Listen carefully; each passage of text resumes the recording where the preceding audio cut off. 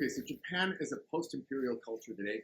Let's now dive into its history in order to understand where that comes from.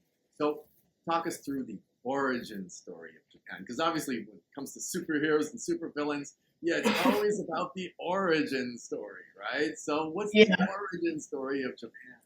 Japanese history starts in circa 660 BC with Amaterasu and Jimmu.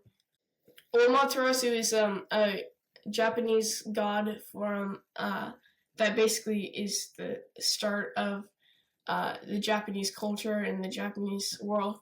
So it's a big part for Japanese history and people that they look back on, kind of signal where they started.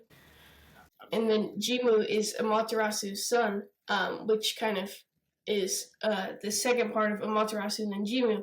They're the ones that really created together the Japanese story. Okay, according to Japanese belief, of course, the Right. son Yeah. gives birth to a man, and now he's divine, right? And that's part of Shintoism.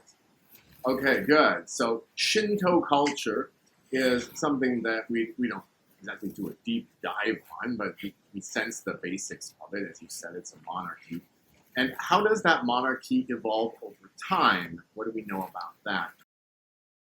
Japanese monarchy keeps developing with the shogun and samurai shogun and emperor duarchy, which kind of are those two main characters that are a form of the Japanese government, which basically starts with the emperor, kind of rules everybody, but never gets his hands dirty, where the shogun orders around all the samurai and even gets in the dirty work sometimes himself to do all the, well, killing people if they're not doing what the emperor wants or something like that, just all the dirty work for the emperor. Okay, threatening his power in any way, right? So yeah, Uh-huh. we don't have to talk about the dynasties for one thing, right? Why? Okay, so we don't have to talk about the dynasties because there's only one dynasty. There is not uh, dynasties plural. Right. Okay, right. There's only one, and it develops over time. Sure, it's kind of a divinely appointed dynasty, but the practical reality is that you have to have people doing your dirty work. So that's where we get this guy called the shogun. And that's mostly about controlling Japan and its own internal affairs, which is really not terribly significant now that we live in the 21st century now. So we don't pay an awful lot of attention to that.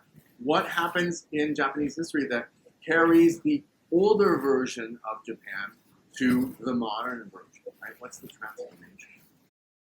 The transformation process, I'd say would be kind of 1543/9, which is M&M's is how I remember it. It's merchants and missionaries.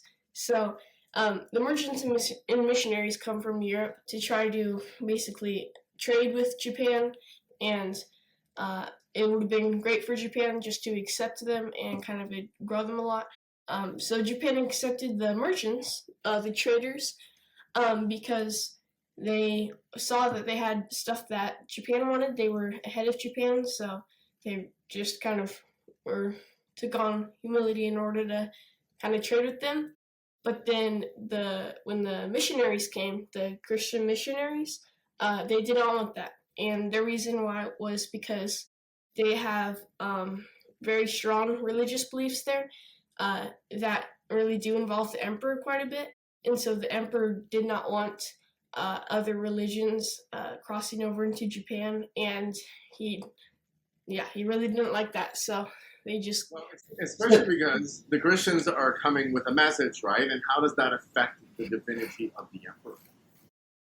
oh, because part of their thing is a divine right kingship, which means that there is only, or that, well, Christians think there's only one God, and Japanese religion thinks that there is multiple gods, and that doesn't play over. So, and the king has just a lot to do with that. So he just didn't want that happening.